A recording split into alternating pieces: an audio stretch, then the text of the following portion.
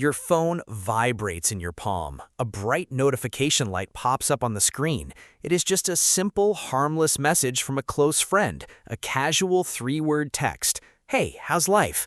But instead of typing a quick response, something strange and heavy happens deep inside your chest. A sudden, unexplained wave of anxiety hits you. Your stomach drops. Without thinking, you quickly flip your phone face down on the bed. You tell yourself, "I'll just reply later when I have more time." But later turns into tomorrow.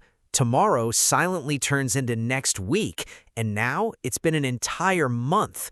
The guilt is slowly eating you alive. You are not a bad person. You genuinely love your friends. So why on earth does replying to a simple text feel like moving a massive mountain? If this frustrating cycle sounds like your daily life, please take a deep breath. You are absolutely not alone, and you are not a terrible friend. This is not laziness. It's not cold-hearted ghosting either. What you are experiencing right now is a very real, hidden psychological phenomenon. It's called social burnout. In a modern world where we are constantly, relentlessly connected, your brain is quietly screaming for a desperate disconnection. Today, we are diving deep into the secret psychology of why you cannot text back.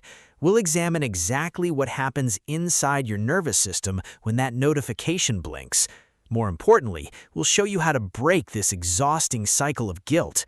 If you want to finally understand your own mind and save your valuable relationships, keep watching until the very end.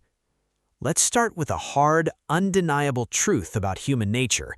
Human beings were never evolutionarily designed to be reachable 24 hours a day, 7 days a week. Think about the long history of our species. For thousands of years, human communication took a massive amount of time. You sat down and wrote a physical letter with pen and paper. You sent it away, and then you waited weeks, sometimes even months, for a reply. During those long gaps, your brain had time to breathe. It had time to rest and process reality. Today, modern technology demands an instant, immediate response. Every single text message carries a heavy, unwritten societal rule. It silently screams, "Look at me and answer me right now." This creates a state of chronic hypervigilance in our daily lives. Hypervigilance is a psychological state where your brain constantly scans the environment for immediate threats. When your phone buzzes, your brain doesn't just see a friendly message. It instantly sees a strict obligation. It sees a demanding task added to your already endless to-do list. But here's where it gets really interesting. Your brilliant brain uses the exact same amount of cognitive energy to process a digital text message as it does to prepare for an intense face-to-face physical meeting. To your complex nervous system, a text is not just a bunch of black letters on a screen. It's an active, emotional interaction. If you are already completely exhausted from a long day at work, school, or managing life, your emotional battery is sitting at a dangerous 5%. When that new text arrives, your brain instantly realizes it doesn't have the power to handle another interaction. So, to protect you, it triggers a mini fight or flight response. Your sudden decision to ignore the text is actually a brilliant survival mechanism. It's your brain's biological way of forcing you to save your remaining energy. Why is it so incredibly hard to just type two simple words like, "I'm good," and press send? Why do we choose to stare at the blank screen with a feeling of dread instead? It happens because of a powerful cognitive distortion known as texting perfectionism.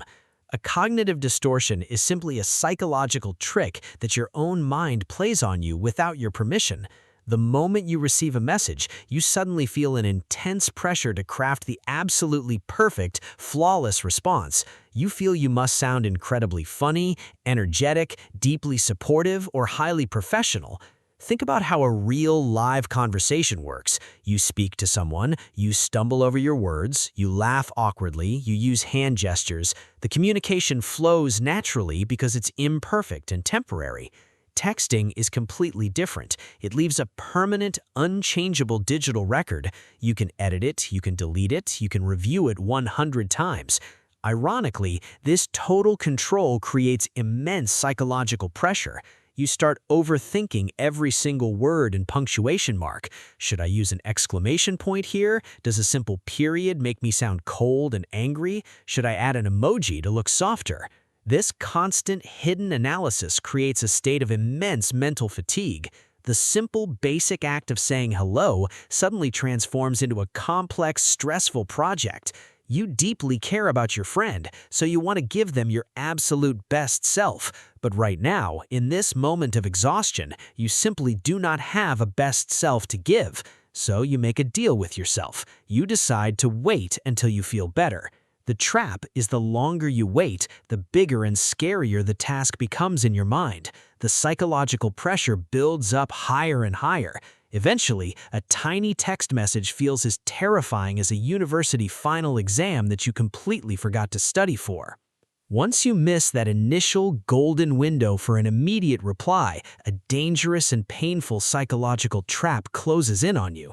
Psychologists call this the guilt loop. Let's look at how it plays out day by day. Day 1, you are simply too tired from life to reply, so you put it off. Day 3, you look at the phone and feel a sharp stab of guilt for waiting so long. Day 7, you start to feel like an absolutely awful, toxic friend. You think to yourself, if I reply right now, I have to write a massive paragraph explaining exactly why it took so long to answer. This anxiety creates a massive, invisible mental wall between you and your phone. The text message is no longer just a simple question from a loved one. It is now transformed into a painful symbol of your personal failure as a friend. To avoid feeling that sharp, painful sting of guilt, your brain chooses a simple defense. It avoids the phone altogether. You see the app icon on your screen, and your heart rate immediately increases. To understand why this feels so heavy, we have to look at a famous psychological concept called the Zeigarnik effect. Discovered by psychologist Bluma Zeigarnik, this effect proves that the human brain deeply hates unfinished tasks. Your brain will continuously and relentlessly remind you of any incomplete job. So every single hour that you don't reply to that friend, your brain is running a heavy background program in your subconscious mind. It constantly whispers, "You still need to text them back. You're running out of time." This background program quietly drains your mental battery all day. This is why you feel completely exhausted at the end of the day, even though you did absolutely nothing but sit on the couch. But wait, why does this specific digital exhaustion happen to some people so intensely, while others can text all day without a single care? The answer depends entirely on your unique psychological makeup and personality traits. If you identify as an introvert, social burnout hits your system in a very specific way. Introverts naturally recharge their internal batteries by being completely alone in quiet spaces. Every single text message that enters their phone instantly cuts into that sacred healing alone time. To an introvert, a text message feels like an unexpected visitor knocking loudly on their bedroom door while they're trying to sleep. For highly sensitive people, often called HSPs, the problem goes deeper into the nervous system. Highly sensitive people process all environmental information very deeply. They don't just read the literal words on the screen. They automatically read between the lines. They try to feel the hidden emotions, the subtle tone, and the expectations behind the text. This deep automatic processing makes the simple act of texting feel incredibly heavy and emotionally draining. But don't be mistaken, even natural extroverts suffer from this exact same digital burnout. Extroverts often get burned out when they use text messaging to seek constant external validation. They send dozens of messages to feel connected to the world, but when they don't get an immediate reply back, they quickly spiral into overthinking and relationship anxiety. No matter what your specific personality type is, your brain has a hard biological limit. When that limit is finally reached, the cognitive system simply shuts down to protect itself. Your inability to text back is not a dark character flaw. It's a vital system notification from your body. It's a biological dashboard light telling you that you are completely out of fuel. So, how do we fix this modern dilemma? How do we break down the heavy walls of this invisible digital prison? The answer is beautifully simple, yet it requires courage.